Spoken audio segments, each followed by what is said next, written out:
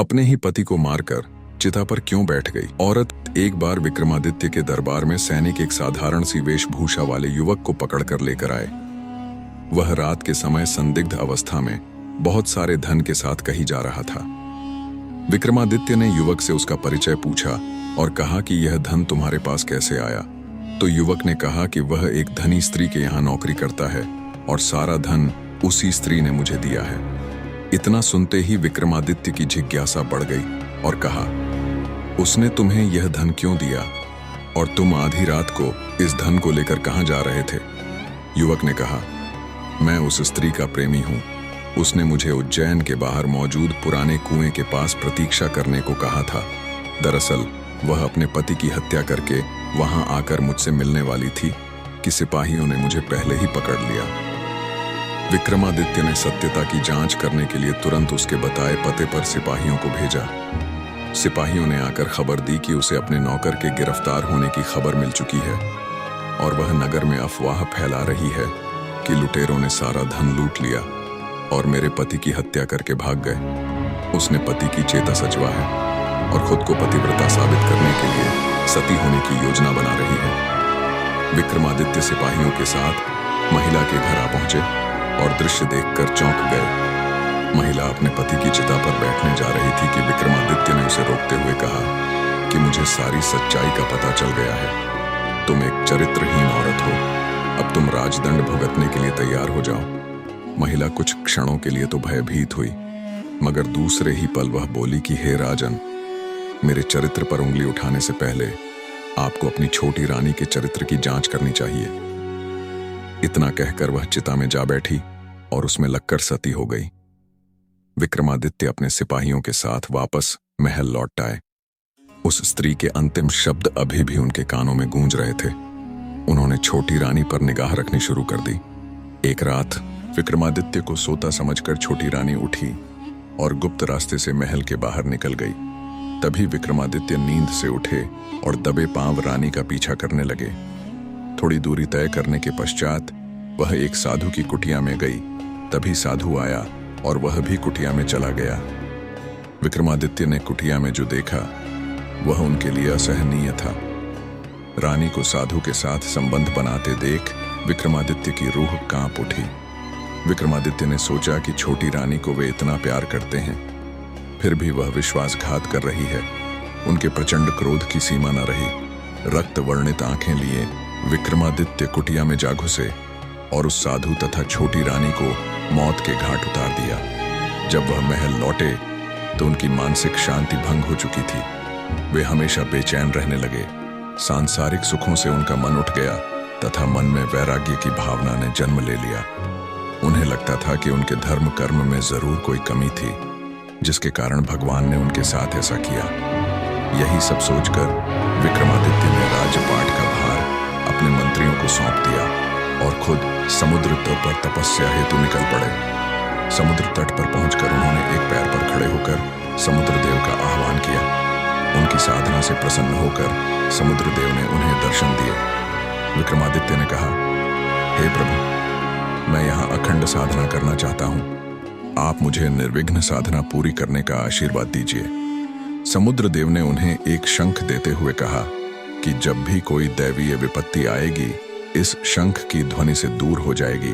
विक्रमादित्य ने उन्हें धन्यवाद दिया और समुद्र तट पर एक कुटिया का निर्माण कर साधना करने लगे। विक्रमादित्य ने लंबे समय तक इतनी घोर तपस्या की जिसे देख देवलोक में हड़कंप मच गया। इंद्र को भय लगने लगा कि विक्रमादित्य तपस्या के बल से इंद्रलोक का सिंहासन ले लेंगे। इंद्र को अपना सिंहासन खतरे में दिखाई देने लगा। उन्होंने अपने सहयोगियों को साधना स्थल के पास इतनी अधिक वृष्टि करने का आदेश दिया कि पूरा स्थान जलमग्न हो जाए और विक्रम कुटिया सहित पानी में बह जाए। बस आदेश की देर थी। बहुत भयानक वृष्टि शुरू हो गई, पर समुद्र देव ने वर्षा का सारा पानी पी लिया। इंद्र ने जब यह अद्भुत चमत्कार देखा तो उनकी चिंता और बढ़ गई। उन्होंने एक खूंखार राक्षस को आज्ञा दी कि जाओ और उस विक्रम की तपस्या में विघ्न उत्पन्न करो। वह विशालकाय दैत्य विक्रमादित्य की कुटिया के पास आ पहुंचा। नरभक्षी दैत्य को अपनी तरफ घूरते देख विक्रमादित्य तनिक भी भयभीत न हुए। दैत्य ने कहा, प्राण प्यारे हैं तो भागो। विक्रम राक्षस द्वारा धमकाया जाने पर विक्रमादित्य के सब्र का बांध टूट गया और वह उस नरभक्षी राक्षस पर टूट पड़े। दोनों के बीच भीषण संग्राम हुआ। विक्रमादित्य ने राक्षस को युद्ध में परास्त कर दिया। अपने प्राण रक्षण हेतु राक्षस वहां से भाग खड़ा हुआ। विक्रमादित्य वापस अपनी कुटिया के पास आए और साधना में लीन हो गए। यह देख इंद्र की चिंता बढ़ गई। अब केवल अबाराओं का आकर्षण ही विक्रम की साधना को भंग कर सकता था। तभी उन्होंने मोहिनी नामक अप्सरा को बुलाया तथा उसे विक्रम की साधना भंग करने का आदेश दिया। मोहिनी बेहद सुंदर थी। वह देवता या मनुष्य किसी का भी ध्यान भंग कर सकती थी। मोहिनी साधना स्थल पर पहुंची और अपनी सुंदरता के प्रभाव से साधना में विघ्न डालने की चेष्टा करने लगी, मगर वैरागी विक्रम पर इसका कोई असर नहीं हुआ। विक्रमादित्य ने शंख की ध्वनि से मोहिनी को उसी क्षण अदृश्य कर दिया। जब यह युक्ति भी कारगर साबित नहीं हुई तो इंद्र का आत्मविश्वास पूरी तरह डोल गया। देवराज इंद्र ने अघोरी का रूप धरा और साधना स्थल पर आ पहुंचे। वे जानते थे कि विक्रम याचकों को कभी निराश नहीं करते तथा सामर्थ्य अनुसार दान देते हैं। जब इंद्र विक्रम के पास पहुंचे तो विक्रम ने उनके आने का प्रयोजन पूछा। उन्होंने विक्रम से उनकी कठिन साधना का सारा फल मांग लिया। विक्रम ने बेझिझक अपनी साधना का सारा फल उन्हें सहर्ष दान कर दिया। विक्रमादित्य की त्याग भावना देख इंद्र ने उन्हें वरदान देते हुए कहा, हे राजन, आपके राज्य में कभी भी अकाल या सूखा नहीं पड़ेगा। सारी फसलें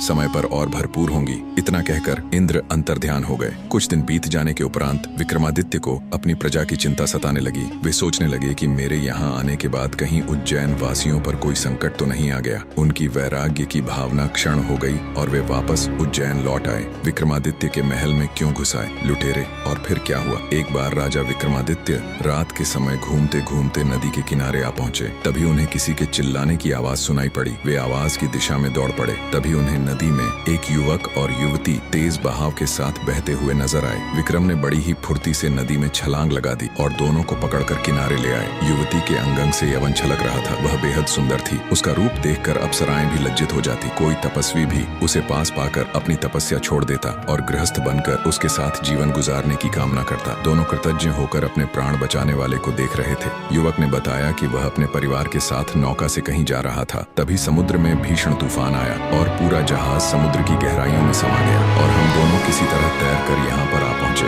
विक्रमादित्य ने उनका परिचय पूछा तो युवक ने बताया कि दोनों भाई बहन हैं और सारंग देश के रहने वाले हैं। विक्रम ने कहा, मैं तुम्हें तुम्हारे राज्य तक पहुंचा दूंगा। अभी के लिए तुम दोनों मेरे साथ चलो। विक्रम उन दोनों को साथ लेकर महल की तरफ निकल पड़े। किले के द्वार पर खड़े द्वारपाल ने विक्रमादित्य को जैसे ही प्रणाम किया तो उन दोनों को पता चला कि हमें बचाने वाला कोई साधारण आदमी नहीं बल्कि स्वयं विक्रमादित्य है। वे दोनों कृतज्ञता भरी नजरों से विक्रम को देखने लगे। महल पहुंचकर उन्होंने नौकरों को आदेश दिया और सारी सुविधाओं के साथ उनके ठहरने का इंतजाम करवा दिया। वह युवक अपनी बहन के विवाह के लिए काफी चिंतित था। उसकी बहन राजकुमारियों से भी ज्यादा सुंदर थी, इसलिए वह चाहता था कि किसी राजा से उसकी शादी हो। उसने सोचा, क्यों ना विक्रम को ही उसकी बहन से शादी का प्रस्ताव दिया जाए। उसने अपनी बहन को बुलाया। वह जब सजग निकली तो उसके रूप पर देवता भी मोहित हो सकते थे। युवक अपनी बहन को साथ लेकर विक्रमादित्य के पास जा पहुंचा। कहानी में आगे जानने के लिए चैनल को सब्सक्राइब करें।